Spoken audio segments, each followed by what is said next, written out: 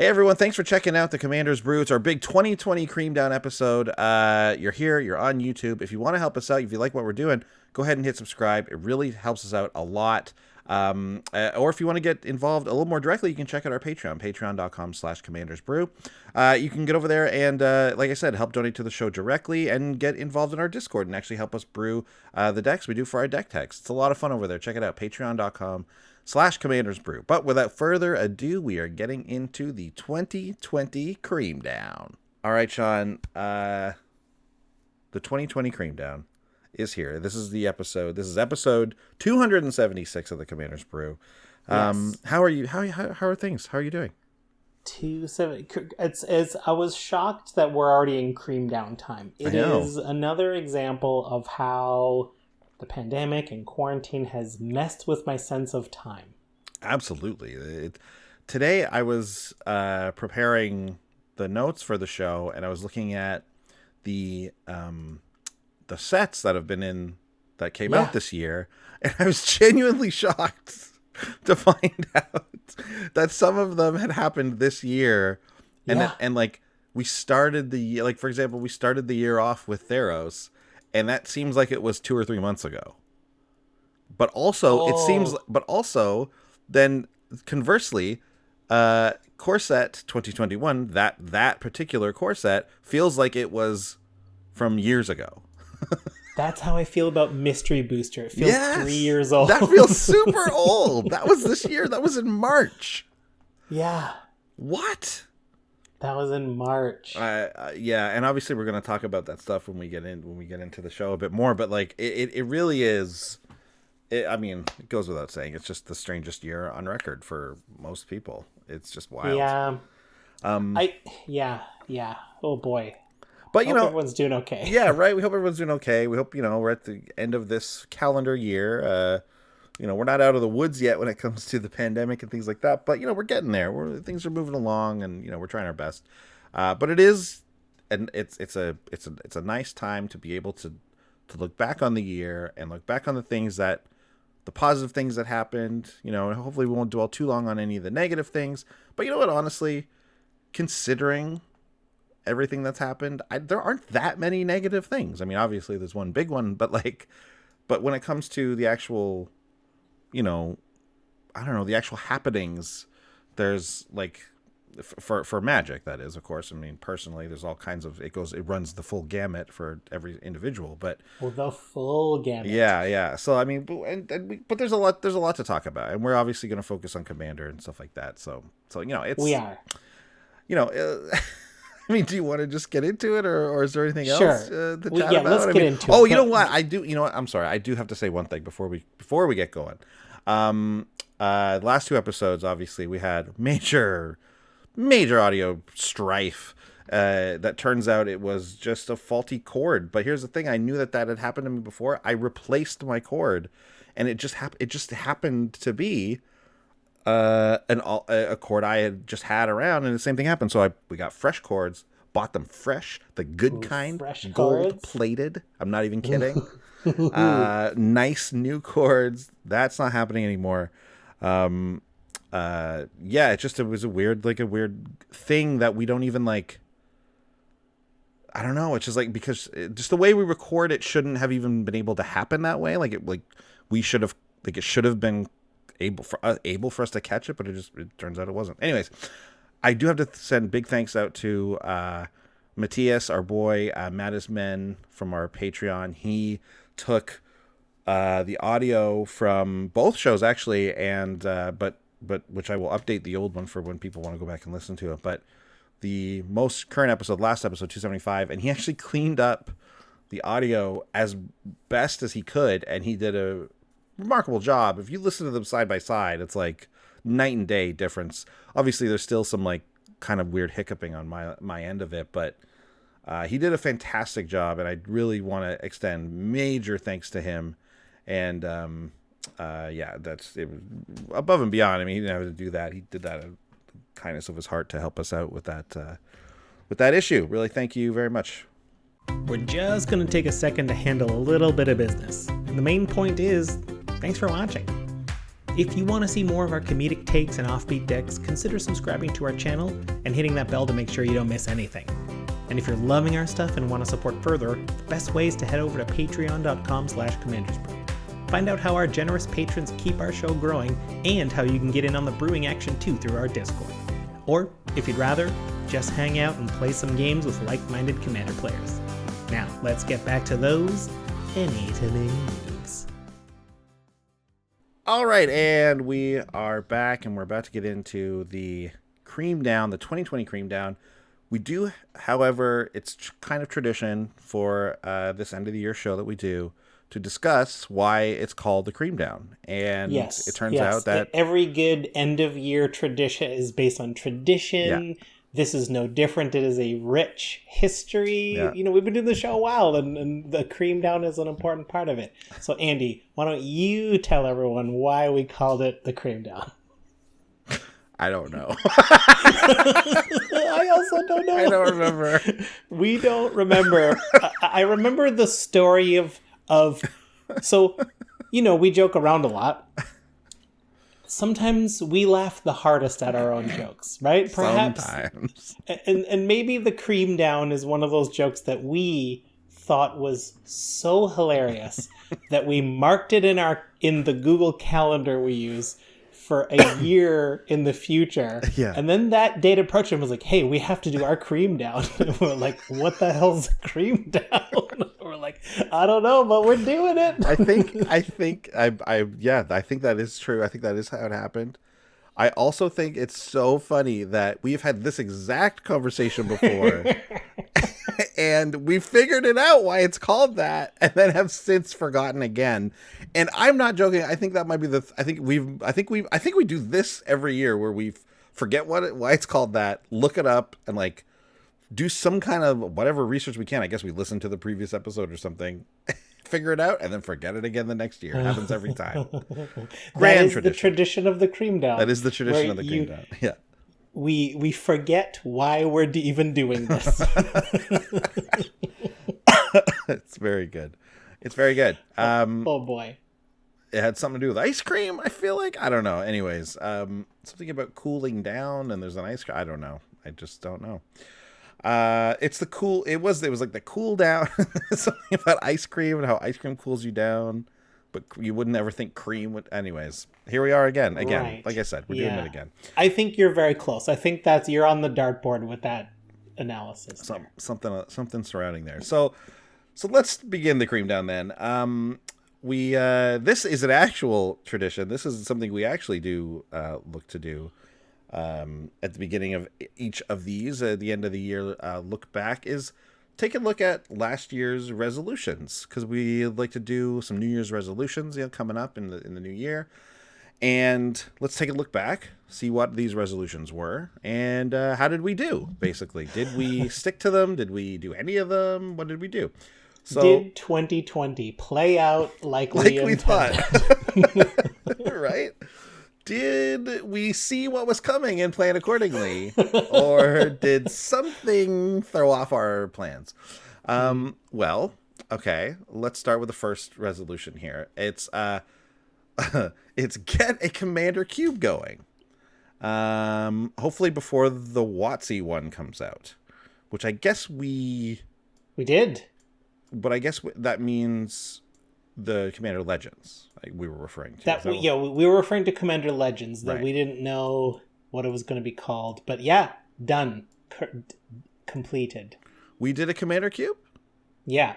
I ended up putting one together, I think, tried it once at one of our Magic nights. And I didn't know that. It has never surfaced again. That's probably why, because it was before March, before any of us would have been playing it. Okay, well there you go. So there is a Commander Cube. So that's one. That's a check mark. That's a ding. We got that one. That's good to know. This next one was my personal one. I wanted to keep tuning my system. The system of like having cards in like, staple binder or analog systems so that I could swap between decks a lot more. Battle of the Brews was getting into full swing. I needed more real life decks on a more regular basis. and I found out it was very difficult. It's very difficult to organize and change. So I want to improve the system, and I did.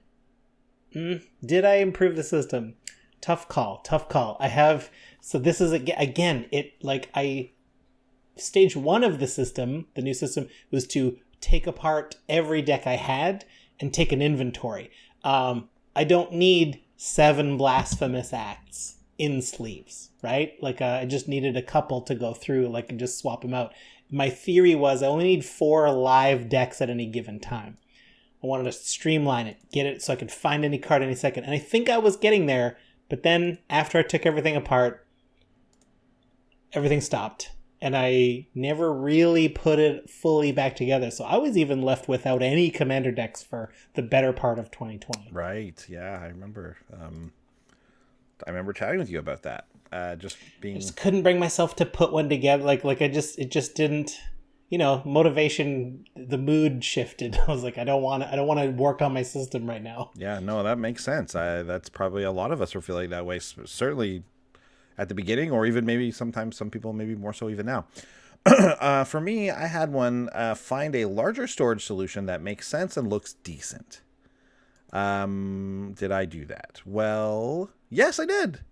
I actually did do that. And honestly, I have to give most of the credit to Sarah, my wife, who at one point kind of reminded me of this resolution. Not in the way where she was like, hey, you remember that resolution you made?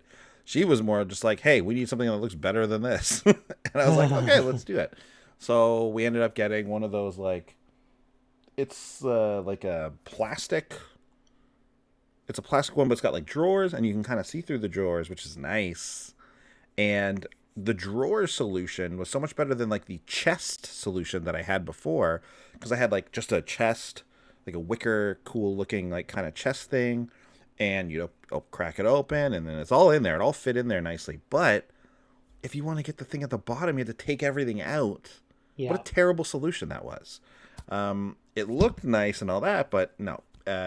So the answer was to get something that was. I keep looking over here because that's where it is. Yeah, it's good. It's the only thing is I will say is I should have got the one with the extra drawer. But right now it's the exact height of the couch. So you put a little nice little scarf looking thing on the top, and it looks like a nice little table. So we're kind of hiding the fact that it's there, even though it still looks okay. So I'd call that one a win. I'm going to call that one a win. I think we managed to pull that one off. What? It's wearing a scarf. How cute is that? Yeah. I mean, it's not yet, but it will be. Okay. Okay, what do we have? Oh, this one. Yeah, this one. Okay. Didn't get there. It's a great one.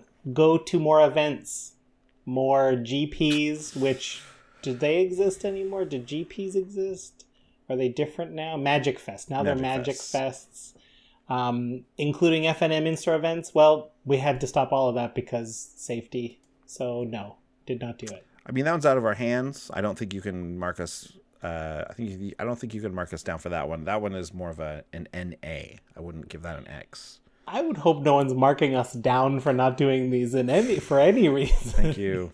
I think you have to. I think you have to give yes, no's, or possible NAs on some of these. Okay. And finally, we had meet more listeners, and that kind of tied into the going to more events, but not entirely. I'm going to say this one was a positive. I'm going to say that this one was kind of done because through our Patreon and being more and more active and brewing more decks on our Patreon, we've met tons of more listeners and even played games with our listeners. I managed to get one in, and we got a plan to do another one coming up soon. So I think overall we can mark that down as a yes. And but I think keep that one on the list though. I think yes. Same with the traveling one, but that's one of our higher priorities right there. So I think that one was okay. I overall those are the 5 that we had.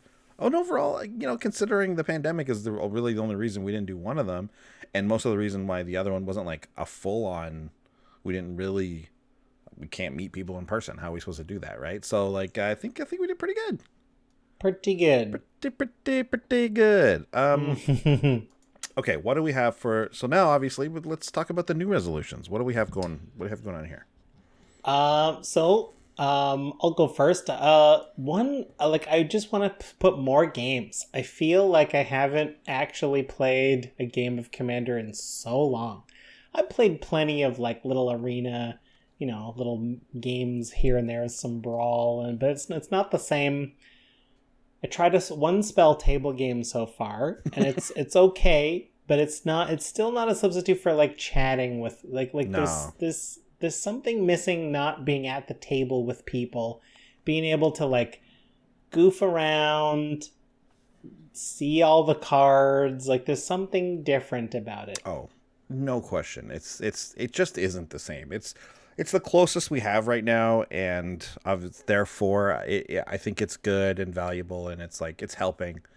And there's positives that regular table Magic don't have, like being able to play with people who live obviously very far away and stuff like that. Yeah. That's all really great. But yeah, no, I agree. It's not the same. And also the one spell table game you played in, I killed you on like turn 4 or something. Yes. I'm taking that deck apart, eh? Not because of that, but because I'm like this. I don't want to do this. This is not how I play. Okay, so one for me. Although interestingly enough, here's the first one for me. So I have been playing a couple games on Spell Table with community and content folks, and one of my things that I think in the coming year is going to be a challenge is to, I said, hang with the big decks while still keeping the fun. And what I mean by that is to upgrade the deck in such a way that it plays.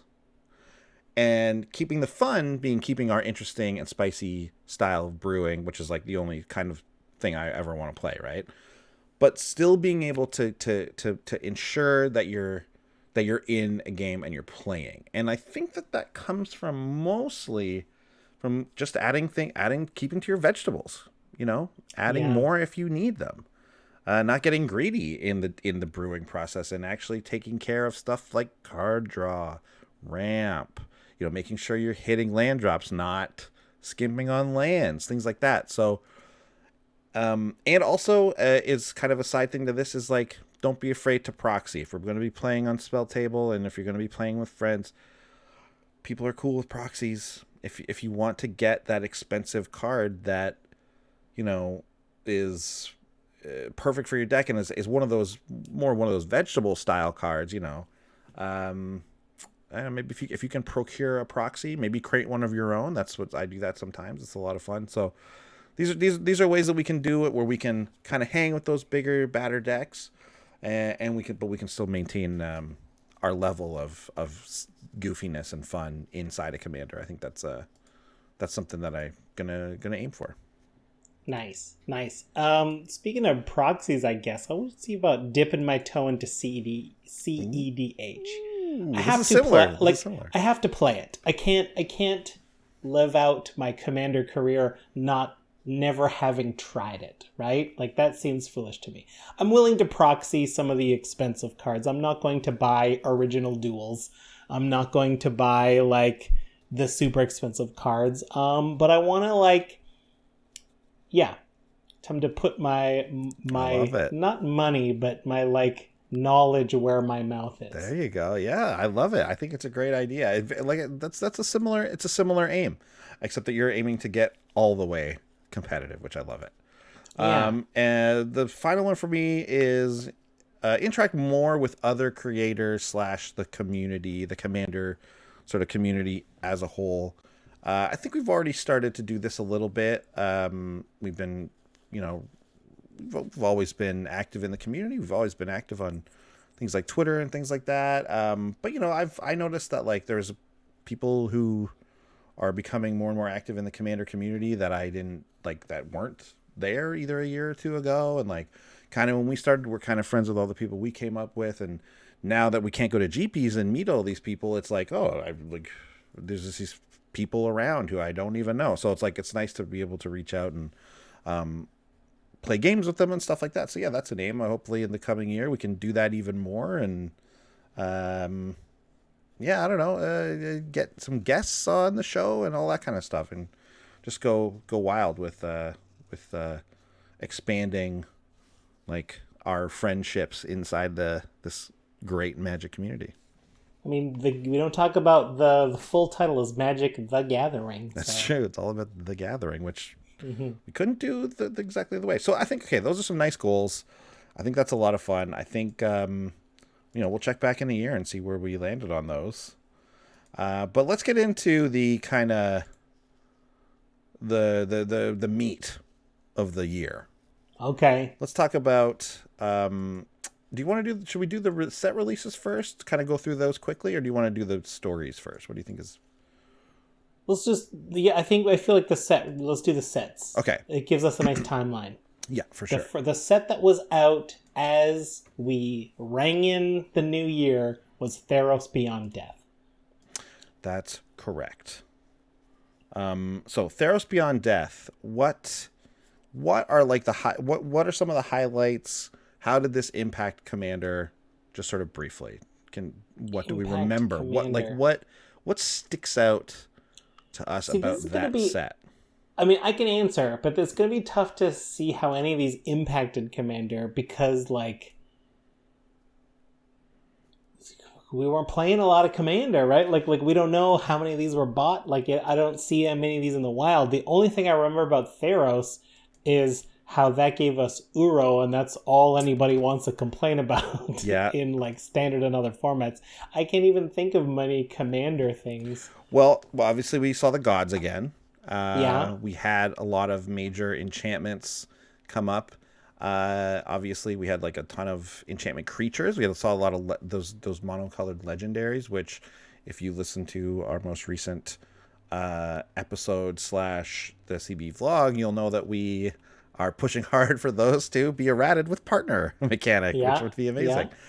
And I think, like, Magic as a whole, we should mention our preview card, which was what's it called? I didn't write it down. I thought I would just know the name.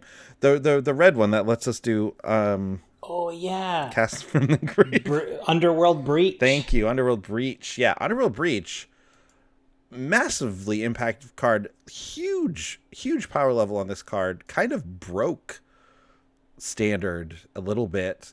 Not standard. Was it vintage or legacy? There's a legacy deck around it. Didn't it get banned in something?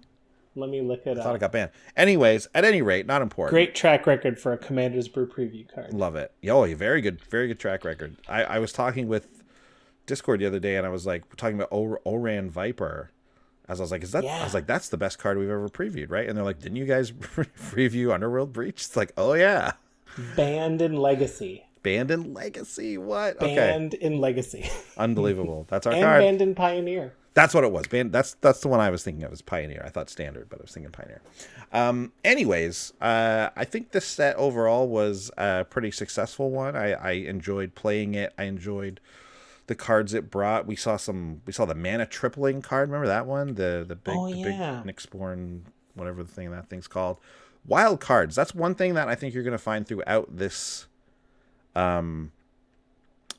year, these releases, is that they were really pushing power level. Obviously that impacted Standard in a serious way.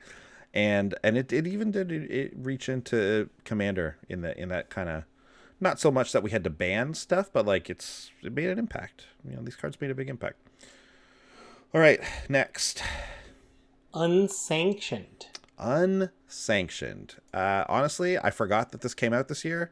Me too. It was the unset that was like a mix of like it was like a mix of older unsets with reprinting some of the ones that had just come out.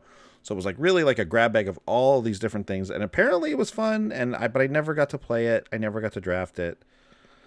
I do love an unset draft, but it just seemed like I think Unsanctioned, it was out before the pandemic hit, so it was available, but I don't know. I never got to play it. The next two I didn't get to play. I didn't get to play this. I didn't get to play Mystery Booster.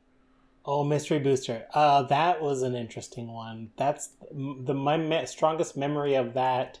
My strongest real life memory. That's the last. Like I would listen to podcasts while I walk around commuting. And I'm like, that's around when my commuting stopped, right? Like I was listening to this. Right. But they had those like those like post-it note cards, like cards that R&D just kind of Yes. doodled together that weren't fully like realized.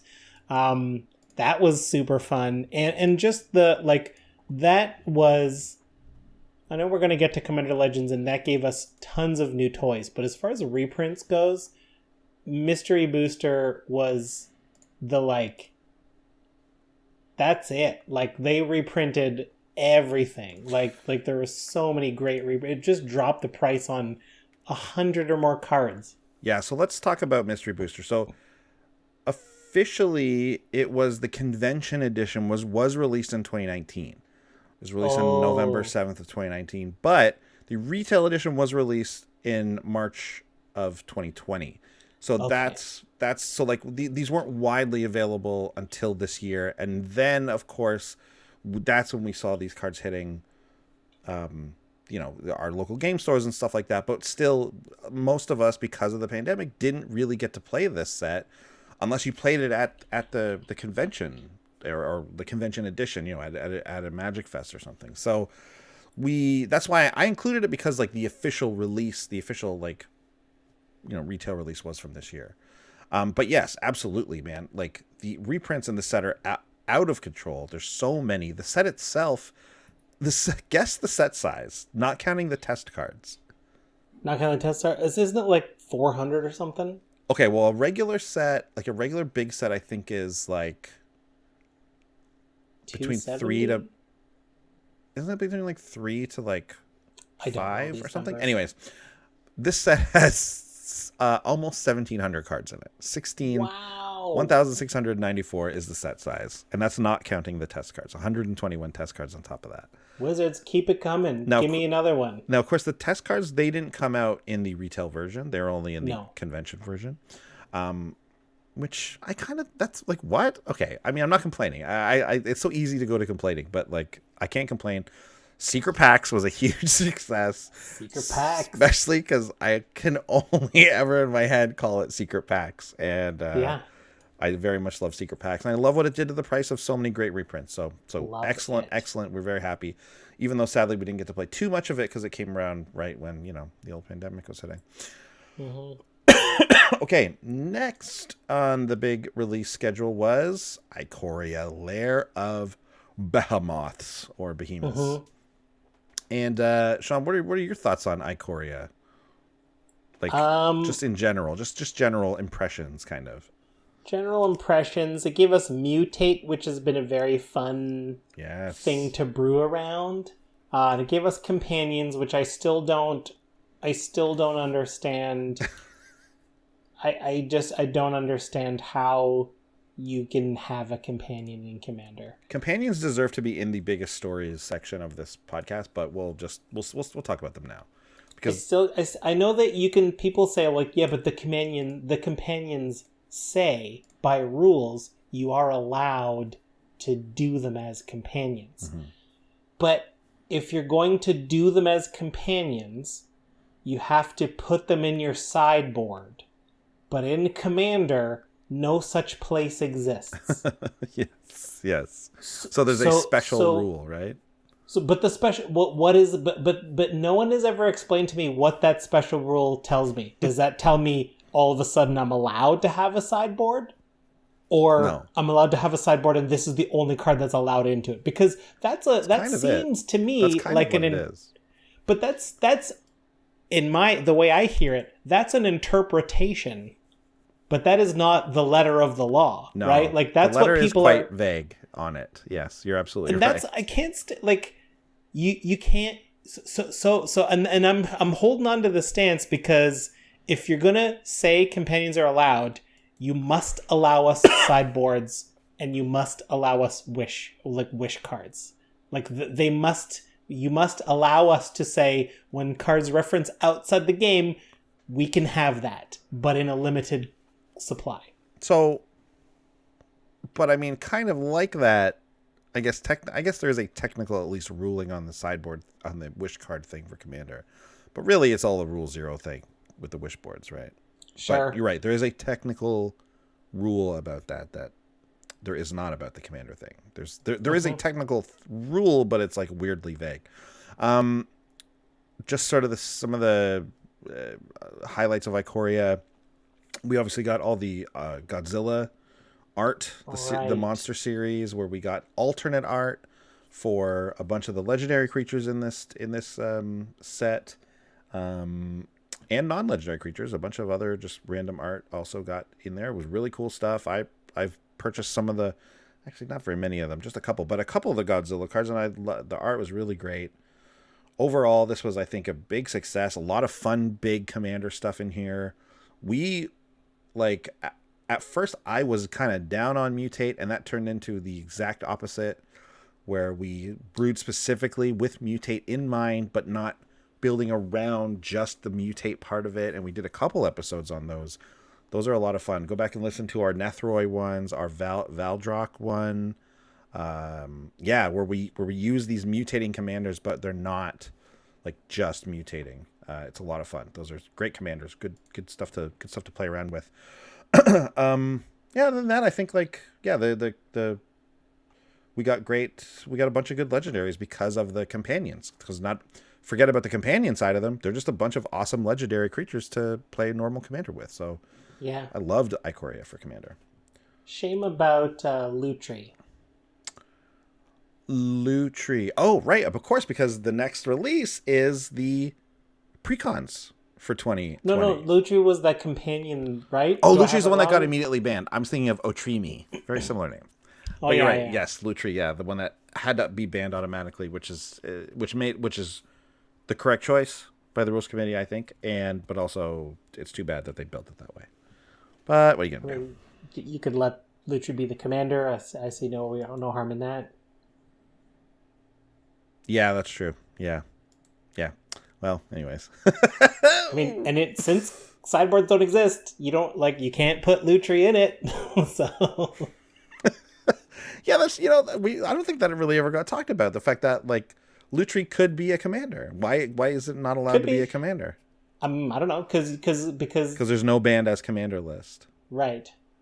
There's a banned list and then there's a banned as commander. Well, even under that, Lutri would still be banned because it's just regular. But there's banned. No more banned as commander, is there? I thought that there got isn't. Abolished. There isn't. Yeah. But even if there was that still wouldn't save Lutri. There's no banned as regular card, not as commander. You know what I mean? It's just banned as companion. I don't know. Banned as companion is an interesting list. Like that. If we're going to make this tiny corner case about why we even allow companions in the first place, why not make Lutri the only card on the banned as companion list, right? I mean, I know that we want to keep the ban list short and sweet, but this is a decision that just leads to more fun. So why not? Why not have it? It's just simpler this way, I guess. Okay. Yeah. Let's move to the precons because I think overall this is the first year where we saw precons tied to a specific set, right, tied to the mechanics in those sets, and it was the return of 5 commander decks, right? We previously were in the realm of having 4 for a long time. And I gotta say, I liked the commander decks from this year quite a bit. I thought we had really good legendary creatures printed for them. Some powerful cards were made. The cycle of the if you have your commander, this card is this is free cards. Yeah. Woo! Yeah. Wow, some really powerful stuff there. Yeah. We also though these were, I think, like kind of the most really heavily focused commander decks on like a specific niche. So like I'm thinking specifically of like the cycling deck. And all the cards in there, like very, like you couldn't do anything else with that deck, right? Like there's no real wiggle room there. It's all about cycling only, which it's not necessarily bad. We're gonna take these and upgrade them as we like, anyways. But also out of the box, these were a hit. I personally played one game, two games where we played just straight raw out of the box. Commander precons, and they were great, as they usually are. I had no complaints. Yeah, none here. Great. Well, they were a hit, and we loved them. And moving on to Core Set 2021. This was the return of Teferi to Mono Blue. Right. We saw what was the big sorry, I have it here. The big commander impact for this one was we had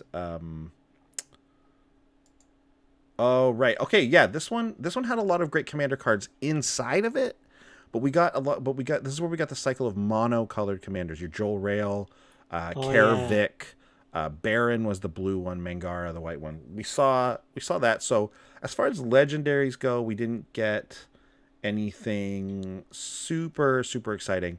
Because again, we got mostly monocolored stuff here. But as far as actual cards go, we saw a lot of fun ones. We saw like Garrick's, what's it called? The Garrick card where you draw cards for having creatures with 4 or greater. Garrick's Uprising. Thank you. So I think like as far as sets, as far as like a core set goes, this was actually really good for Commander for like 99 type stuff. We got like a Grim Tutor reprint, and we got an Ugin reprint, and like this is some good reprints too. Yeah. Oh, Brash Taunter. You do? Oh yeah, Brash Taunter, great. Shout outs to the CCO boys. Brash Taunter, big fans over there. But I think that when you get a set like this where that's focused on, back on the basics, back on core set stuff, especially we're focused on monocolored, and we're even focusing on planeswalkers. There were 5 planeswalkers printed in this one. That's not the strongest stuff for Commander, so I'm not surprised to see that like this didn't have the greatest impact on Commander. But you know what? There are some really good cards in here, and if you're looking to pick some up, I think a lot of them are still like really cheap. Like a lot of Solemn Simulacrum. Yeah, Solemn got reprinted. Dense reprints. Good stuff in here. Yeah. So I mean, not the craziest, most exciting set, but definitely some nice things were included in 2021. Zendikar Rising, the set we are still currently involved with. Zendikar Rising. This one, you disappeared. There you go. I gotta say, I haven't played hardly any Zendikar Rising up to this point in the year. I'm heavy into Arena. It's the pandemic. I'm home. I'm I don't have anything to do. Aside from keep Harry busy. But so I'm playing a ton of Magic at this point, and then I think the Commander, I missed Commander too much. And I got burnt out on playing Arena, and so actually I've drafted Zendikar Rising like once or twice when it first came out, and I barely have logged on to Arena since. Instead I've been focusing on Commander stuff though. The undeniable impact on Commander is MDFCs, multi-faced, double-faced multi-cards, whatever. MDFC. Lands on the back, Modal spells on the front. dual-faced cards, yes. That's the one. Yep, that is a big impact across all formats in Magic, really. And I think our take on it, not that we were the only ones saying it, but our take on it is, I think, playing out to be absolutely 100% true. I think we can trademark that take. I think that is that take belongs to us. That these cards are excellent in Commander. Yeah, we'll take that. You know what? You're right. Let's get bold. We were the only ones saying it. We're the only ones who believed in it. MDFCs. But you know what? Truly, right when this came out, we were like, Balagad Recovery in every single green deck. Like, this is going to be one of those cards. This is an Arcane Signet. This is a Soul Ring. Like, it truly can go. And I there might be some people who disagree with me out there, but I'm pretty sure I'm right. And every time I've seen someone run that's been the feeling of it. It's like, oh yeah, this is just a free edition. Yeah. Major impact. Landfall comes back with a really fun Morog, I think is like, if we're talking about single creatures that are kind of especially monocolored, I mean, this is a pretty insane creature. We built a deck around that one. Check that one out too. Sean built a real fun one around there. The anything that's going to give you additional combats is always going to be worth talking about in Commander, and this is no different. Yeah, Phylath, same deal. like the sort of not quite Avenger of Zendikar, but pretty close. Yeah, no, absolutely. So great stuff in here. This is also the first set where we saw the new sort of precons. This is where we saw we had the Rogues deck. Of course, the party mechanic was here at Zendikar Rising, Right. the D&D party mechanic, which, like, honestly, not a great, huge impact on Commander, so whatever. There's some cards you can still use, obviously, that are playable, but it's no, whatever, not a huge impact. But the precons, we saw that Dimir Rogues deck, and then we saw like a Naya. I don't know. Was it like a land kind of elemental based kind of deck? I don't even really know. But these ones kind of taking the place of the Planeswalker, decks, and in and around the same price range with a couple of key commander reprints, ideally. Not true for every single one, I will say. And only 3, I believe, new cards in each deck, and that goes for the Commander Legends ones as well. I haven't played with these cards, Sean, but I've heard that out of the box, they are incredibly well balanced, and if you were to take the Zendikar Rising and the Commander Legends ones all together in a game, they play very, very well together. Cool. So that's fun. That's great. That's great. And I know there's lots of people out there who that's what they use their precons for. They use them to sit down and they keep them together as precons and they play them against each other. Very interested to see how they would play against the precons from earlier in the year, the Ikoria ones. I haven't. I'd be very interested to see how they hang with them. I find it so hard to keep these precons intact for that long. Yeah, me too. Wait, did we miss Jumpstart?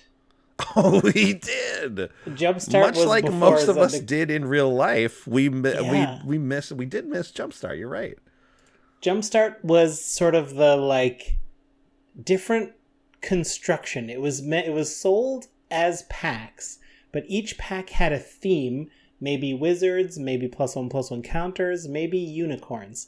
And you were meant to just open 2 packs, shuffle the entire contents together, and that was your deck. You play against a pal. It's a great entryway into Magic, but we did get a lot of reprints, and we also got a lot of original new cards. And they did a lot of business where they gave activated abilities of a different color, so that if you were to play it the pure Jumpstart way, if you like didn't get blue cards, but your green commander had a blue activation, well, that's not a big deal. They would do like hybrid things. So it's like, well, you can do this alone, but when we turn them into commanders, we can take full advantage of the color identity. Yeah, check out our Naeth deck tech. That was a really fun one. That's a very fun card.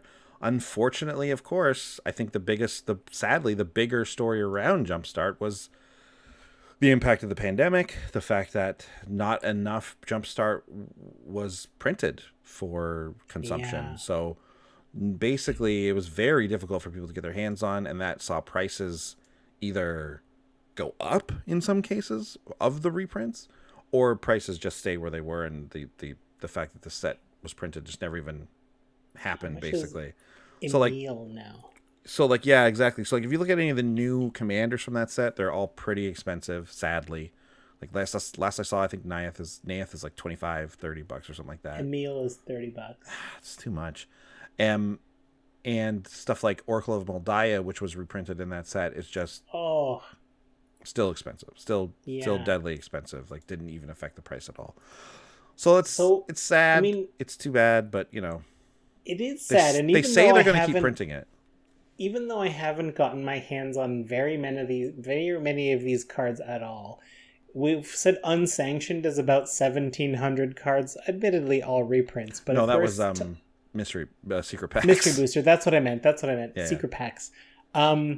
So far, we haven't finished the year yet, and we're already at like 4,000 cards have come out. Like there's or more. I haven't done the math, but like we saw at least 4,000 to 6,000 cards hit the market in this calendar year when it was so hard to buy things. I'm not even going through the secret layers. Like, we'll talk about those later. Yeah. Yeah. Okay. So finally then, the last set that's come out this year is Probably the biggest one for us is the Commander Legends, of course. Commander Legends. Commander Legends. So many new partners. Oh. Meant to be drafted like a conspiracy. You draft it in a group. You play it in little games of multiplayer. It's Commander. So great. I hope I get to do that one day. Yeah, I can't, I really hope we get to draft it. The draft experience is really, I believe, where this will shine. I had a thought though. We were talking earlier about like if everyone buys their box. I think the move has to be you buy your box and then you save it for drafting. Mm-hmm. But when it comes time to draft, we just flip a coin and see, or like randomly determine like whose box do we draft with, and that person gets all the cards back. Because I was thinking about this. If we just bring your own packs and draft them, you're only going to be like, I want this for my collection, I want this for my collection, I want this for my collection. And it will not be anywhere close to a real draft experience because we're all just going to snipe for our collection. Yeah. Nobody's going to be drafting the elf deck. Very true. But I mean, that only affects the first, 1 to 2 I don't know, man. Of the draft. Because once you start getting into like, ooh, I need this uncommon, it's like, unless it's an arcane signet, like, those are now 25 cents. Like the prices. So Jumpstart didn't do what it wanted to do. It did do what it wanted to do. Commander Legends. The prices of all of those cards, all of the reprints, everything is just shot way down. All of the stuff that would look like it was going to be very expensive, some of it's still very expensive, but the prices are much lower. Like people are opening this. So unlike kind of some of the other sets during the pandemic, looks like Commander Legends has been open quite a bit, and you can see it happening. People are cracking sealed pools and playing on spell table because they want to get that. They want to try to get that out. Now, I've done this. I've cracked a sealed pool.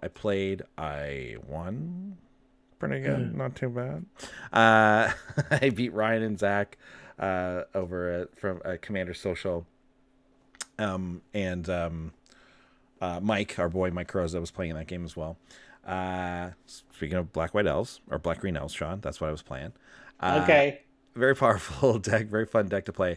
I gotta say this though, these games are lasting forever, and maybe that's partially to do with spell table and playing online can add a little bit of time to these things.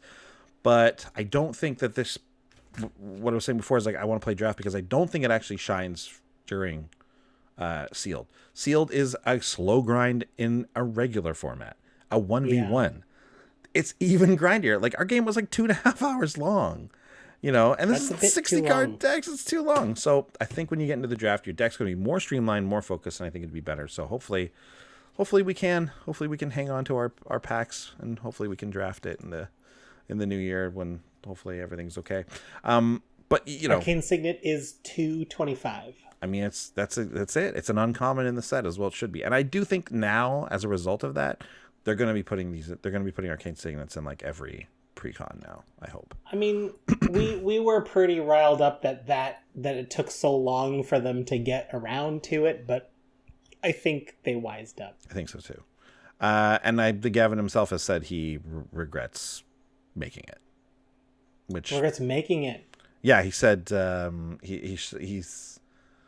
I can't remember the exact quote, so it is paraphrasing, but he said something about how like it shouldn't have been printed in that form or something. Like it shouldn't be a 2-mana mana rock that goes in literally every single deck. Like, okay. Yeah, I agree. You're right.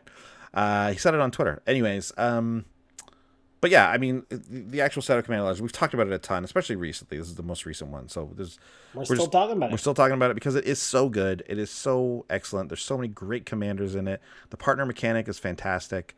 The legends themselves are fantastic. The cards that were reprinted and created for it are great. So really, it's a home run. It's so good. Agreed. That's all that's the whole year as far as set reviews, set releases go. Good call on remembering Jumpstart. I was working off of the MTG wiki, and that's not listed on it for some reason. Quickly, the biggest stories to just reiterate. I mean, obviously the pandemic is the biggest story. It had far-reaching effects on every aspect of the game, whether it's competitive, different formats. Obviously Commander Pods not being able to get together, metas, changing very much, literally affecting the supply chain, whether or not these cards are being created at the same, like we saw with Jumpstart was really a big effect. Yeah. And who knows what the lasting effects will be, but obviously that's a big impact. LGSs, small businesses everywhere having a tough time, obviously, and LGSs are no exception from that. So, in the coming weeks and months and stuff, if you can help out your LGS, obviously that's a great idea. One positive to come out of it, I think, is Spell Table for Commander players. I think having a program like that makes it so easy to track a lot of the information that goes on during a Commander game, and have it all built into the website, and your whether it's your webcam and all that kind of stuff. I think that's at least one positive we can take out of this whole debacle, and it allows people to connect a little easier. I like that. Agreed. Possibly the biggest kind of a Magic adjacent story, I think, is the Secret Lair, right? Like Ikoria hinted, it's the Secret Lair Walking Dead, making mechanically unique commanders that are only available in the Secret Lair drop, that have no other printing. Like the first printing, there's Glenn is a Magic card now, and say what you will about the cards themselves, there's many levels of controversy about it, including some of the violence that's represented through the characters, Negan in particular, and a lot of people felt kind of jarred at the shift of that Walking Dead is a weird thing to imagine in the world of Magic, Glenn can get a divination, right, or use a signet. Yeah. But funny. Yeah. I think the biggest thing that, I mean, personally, I'll speak for myself. The biggest thing is the betrayal of of doing the thing that the company can always do. They're allowed to just be hey, you know what?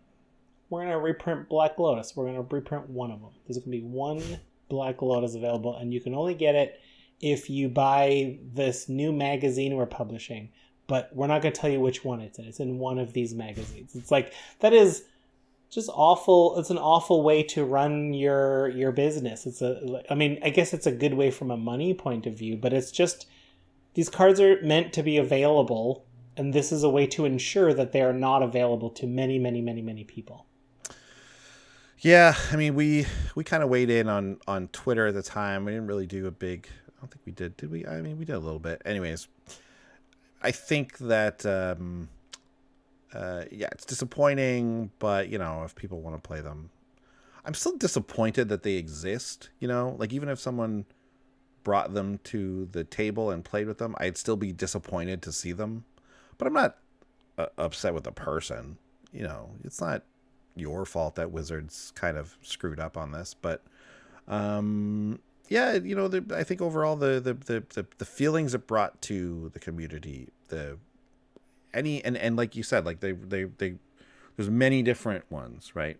Negative ones, those ones, and they range and all that kind of stuff. It's just so disappointing that it created that they did something that created that much bad feels. And even from people like myself, again, I'm just speaking for me, I can be well, I know I'm not so worked up over it. It doesn't ultimately bother me that much that they created this stuff. And I'm lucky enough that the violence, all that kind of stuff that doesn't affect me either. Again, I'm lucky to be in that situation. But even still, I was still this sucks, so being kind of not affected by most of it, I was still even had bad feelings about it. So let alone some of the other folks who do feel stronger about it, and rightfully so. So it's overall major blunder there, I think, even though it turned out to be the biggest Secret Lair of the whole year. Most people bought it. ever. Not a surprise. Most people from outside of Magic bought it, which I guess also shouldn't be a surprise. I honestly was surprised, though. I truly was. I was like, I don't think Magic players are going to get into this that much. Turns out they did. I feel like it's enough of a controversy that it got the attention that everyone's like, oh, this is going to be big because it's so controversial. And you know what? If they're going to do it again, just do it like the Godzilla ones. We already said this. Just do it like the Godzilla ones and everyone's happy. Everyone's happy that way. It's very easy. It's very easy. You could have easily found a blue and white commander that could be Glenn. You could have very easily found a commander that could be, Rick. It works. Easy. Anyways. Okay. Let's close this out with just kind of looking back at our own show and just, you know, talking about a couple of our favorite episodes, just, in case anyone's missed and they're just listening to the Creamdown, maybe you want to go back and check some of these out, but also just to have a couple memories of these ones. So let's go back and forth on these. Sure. I'll say the first one is the first one that popped into my head because I'm currently putting it together in real life to play and to have. It's the Nethroi Zeros to Heroes deck, and I'm gonna look up the. I'll tell you the. I'll tell you the episode in a second. But Nethroi Zeros to Heroes was, like I said earlier, it's our Nethroi deck from Ikoria. It's the Abzan commander that it brings back any number of creatures with power, like up to like power 10. So you can have like a 2, like you can have 5 2/2s, for example, come back into play, or 2 5-drops, or 2 5/5s rather. Well, we built a deck that in the graveyard, all of these creatures are 0/0s, and so that way you can get everything back. And then when they come into play, they come into play with like counters on them and things like that. So really, really neat deck. A whole lot of fun to build. I'm looking at the ones I've listed here, Sean, and they all are green black. There's what? Yeah, I did not do that on purpose. I guess I have a new favorite 2-color Magic combination, I guess. Yeah, clearly. Wow, unbelievable. Okay, yeah, well, Nethroi Zeros to Heroes, yeah. Very fun Abzan deck. If you're looking for a new one, and again, it's not like so hard based around the mutate aspect of it. We want to mutate our commander, but like our commander's in the command zone, we can mutate it at any time. And so it's not like we had to like build around this kind of, because we said it was a very parasitic mechanic at first, but it turns out you can do some stuff when it's your commander that isn't so parasitic. Go ahead, I'll continue what you're doing here, and you go on ahead there. So I'm gonna shout out episode 229. This is the $1 store.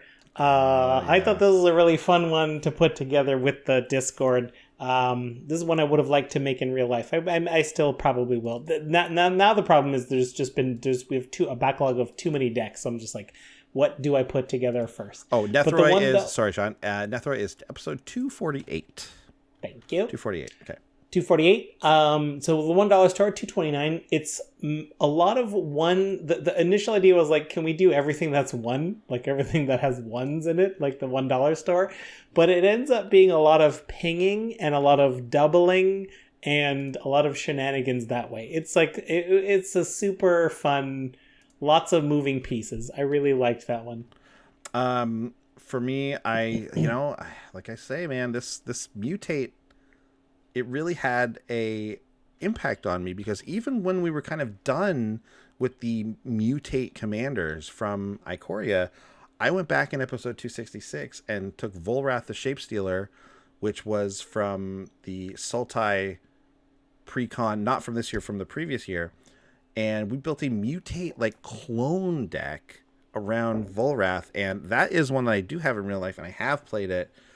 It's like kind of tough to play on spell table because there's a lot of cloning and that kind of thing, but that's the only place I've played it. But it is fun, and currently I'm in the process of tuning it up a little bit so that I can make sure we get access to the cards we need in that deck, because when it goes, and it's really fun to play. So a lot of like mutating onto clones and giving that stack of crazy abilities, like it's like really pushing the limits of what mutate does. It's really fun.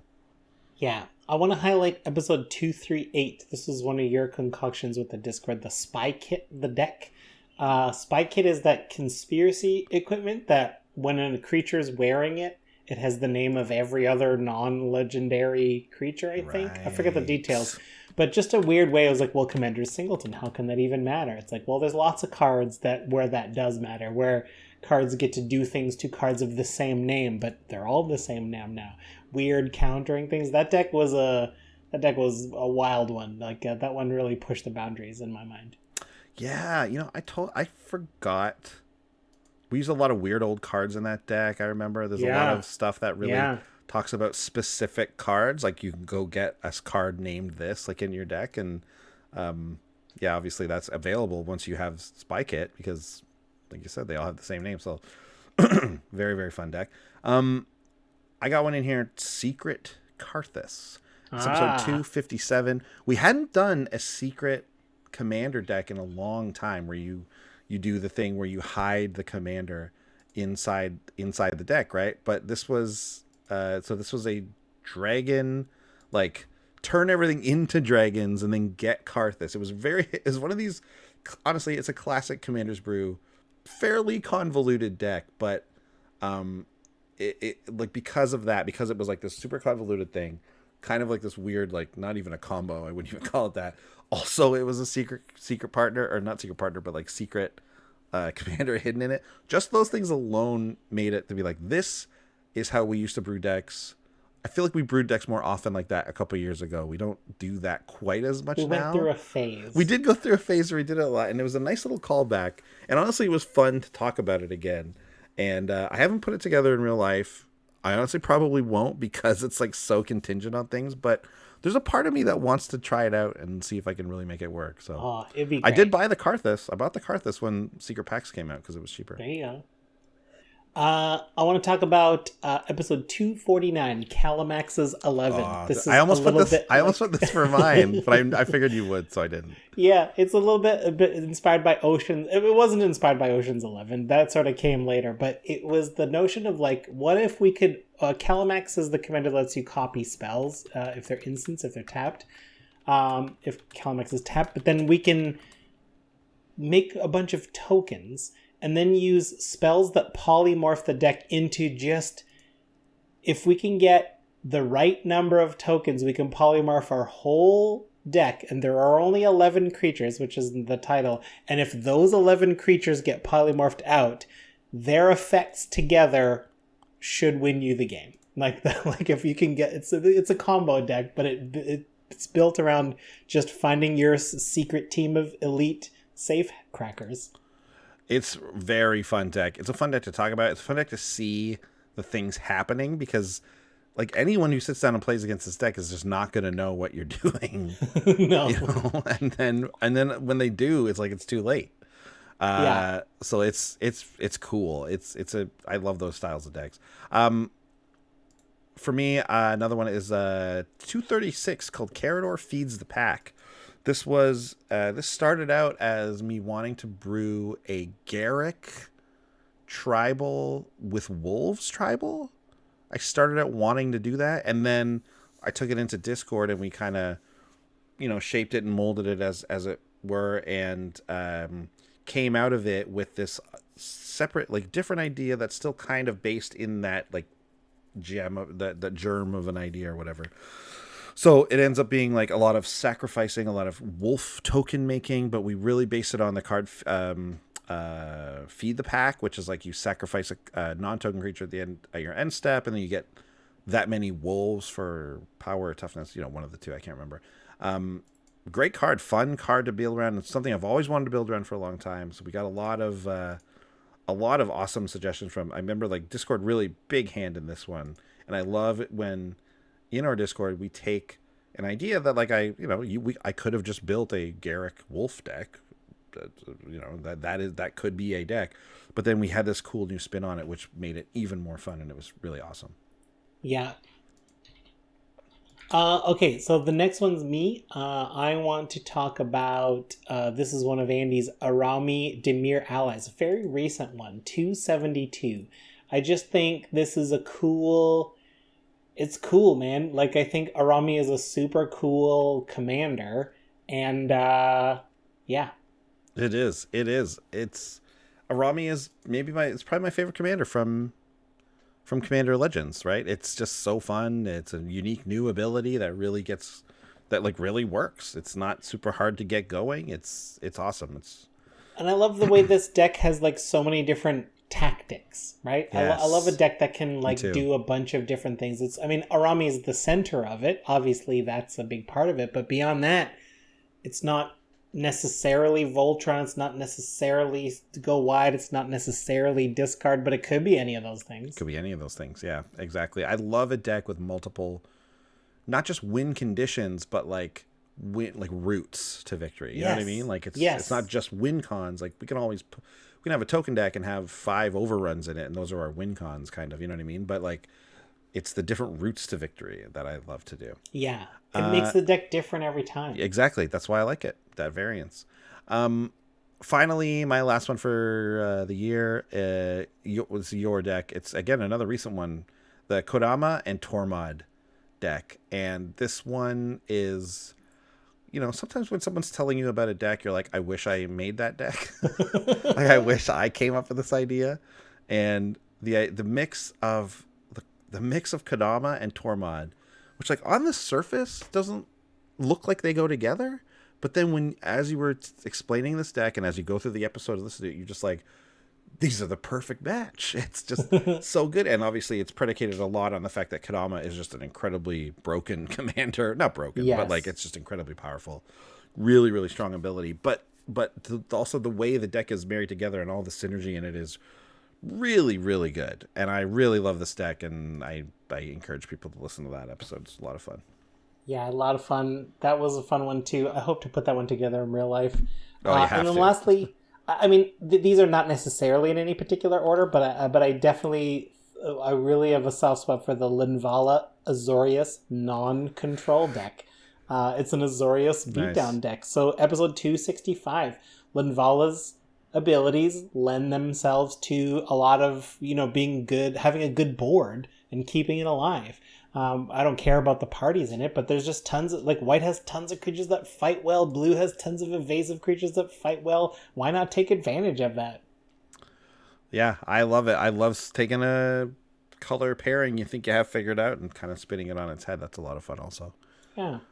Especially because you're not doing anything that's like outside of those colors, right? You're building a flying kind of beatdown deck, but like that's well within Azorius's abilities, right? So totally fantastic. All right, plus a little counter spell, little draw spell to protect it. It's no problem, right? I mean, those are the things that blue does. It's fine. Yeah. I love it. Yeah. So I mean, here we are. The Creamdown mostly done here. I think we're basically the cream is down. The cream is down. Overall thoughts maybe on the year? Wow. Magic wise, I do think it's a blessing to have so many Magic cards, to just be able to like still, I do recognize that I'm privileged in a position where I still get to play some games, and like, my close family, everyone's well, knocking on wood there. I think it's like, yeah, there's a lot of tough stuff out there, but I think, if we can have a few laughs and like offer up any laughs to anybody, then I think that's truly like such a valuable thing. That gives me a sense of purpose or whatever. Like, I truly do think that like being able to make this podcast is to keep me busy and this sort of thing. Like, it's been great. It's been a great year for Commander's Brew, despite everything going on. Yeah, I mean, echoing a lot of the same stuff there, for sure.